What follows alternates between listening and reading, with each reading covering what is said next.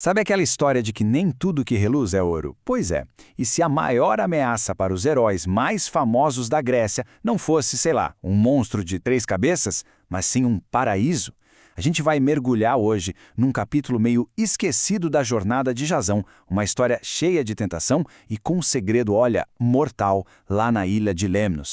A nossa história começa assim. Uma ilha que, de cara, parecia o lugar perfeito, sabe? Um refúgio para viajantes exaustos. Só que os argonautas estavam prestes a descobrir, da pior maneira possível, que as aparências podem ser, e como podem, terrivelmente enganadosas. Então, no centro disso tudo, a gente tem o nosso protagonista, Jasão. Um herói com uma missão daquelas, bem épica mesmo, navegar até o fim do mundo para pegar o tal do Velocino de Ouro e, com isso, conseguir de volta o seu trono. E claro, para uma jornada perigosa desse nível, ele não podia ir sozinho, né? Ele precisava da melhor tripulação que o mundo já tinha visto. E olha, que tripulação, hein? A gente tá falando tipo os Vingadores da mitologia grega. Sério, Hércules, Teseu, os gêmeos Castro e Pólux. Cada nome desses já é uma lenda inteira. Só isso já mostra o tamanho da bronca, o quão importante era essa expedição do Jasão. E o navio deles, o Argo, não ficava para trás, não.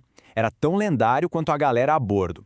Foi construído com uma ajudinha da deusa Minerva e o detalhe mais incrível era o mastro, feito de um carvalho sagrado que, pasmem, podia falar. Ele previa os ventos, guiava os heróis, era praticamente um GPS mágico, uma maravilha pronta para qualquer parada. Bom, depois de dias e dias no mar, a galera já estava no limite. Os argonautas precisavam desesperadamente de um lugar para descansar, para reabastecer as energias e os suprimentos. E foi aí que, no horizonte, eles avistaram a tal ilha de Lemnos. À primeira vista, parecia a parada perfeita. E quando eles desembarcaram, a recepção foi, assim, de cinema. Uma visão incrível. A ilha era habitada só por mulheres, e elas receberam os heróis com flores, guirlandas, uma festa. Sabe aquela sensação de que tá bom demais para ser verdade? Pois é. Dá pra imaginar a cena, né? O Tifes, que era o piloto experiente do Argo, solta essa. A frase dele resume bem o sentimento da tripulação, um misto de alívio e surpresa.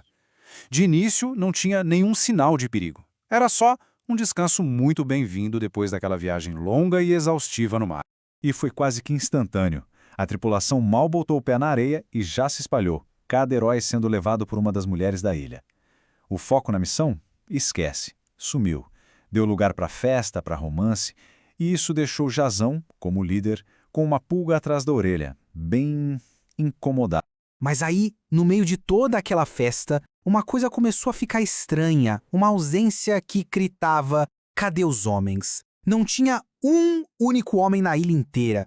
A líder das mulheres deu uma resposta meio vaga, sabe? Disse que eles estavam descansando. Mas essa resposta não colou pro Jasão. Ele sentiu na hora que tinha alguma coisa muito, mas muito errada ali. Então, desconfiado pra caramba, Jasão deu uma escapada da festa. Ele precisava entender o que de fato estava rolando naquela ilha que parecia acolhedora demais, e a busca dele o levaria a uma verdade, muito mais sombria do que ele jamais poderia ter imaginado. Andando sozinho pela ilha, Jasão acabou encontrando o cemitério, e o que ele viu ali gelou a espinha. Centenas de túmulos, todos de homens. E o pior, todos pareciam ter morrido mais ou menos na mesma época. Aquela palavra descansando, de repente ganhou um significado terrível. E bem nesse momento, quem aparece? A líder das mulheres. O timing perfeito. E o Jasão, com aquela ironia cortante, repete as palavras dela. Ali, o jogo acabou. A brincadeira de esconde-esconde tinha terminado. Era a hora da verdade.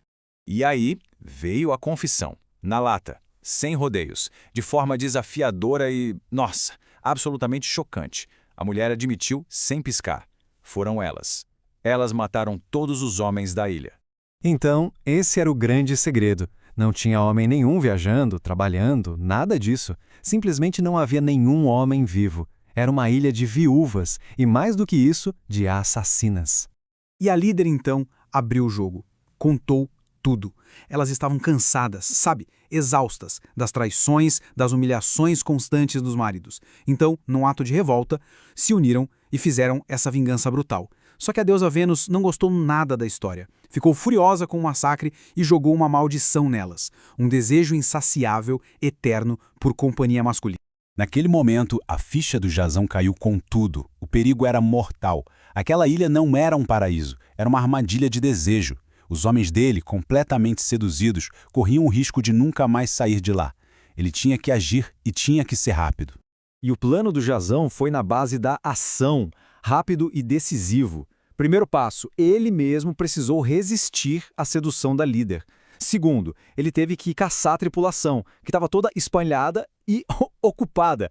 Ele foi de casal em casal e literalmente teve que arrancar os caras à força dos braços das mulheres. E por último, levou todo mundo de volta para o Argo e na calada cortou as amarras. Fuga total daquela ilha traiçoeira. E aqui tem um ponto que é muito interessante de pensar. A maior demonstração de força do Jazão, até aquele momento da jornada, não foi lutar contra um ciclope ou uma hidra. Não. Foi lutar contra a tentação. Ter que arrancar os próprios amigos dos braços das amantes, esse sim foi o desafio mais difícil dele. Mas olha só, nem todo mundo conseguiu escapar. Teve um marinheiro que não aguentou. Ele simplesmente não conseguiu resistir, pulou do navio em movimento e voltou para a ilha. Só que o destino dele foi bem sombrio.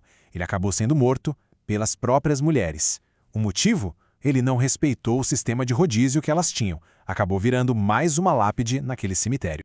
No fim das contas, essa parada de Jazão e Lemnos deixa a gente com uma pergunta bem poderosa, né?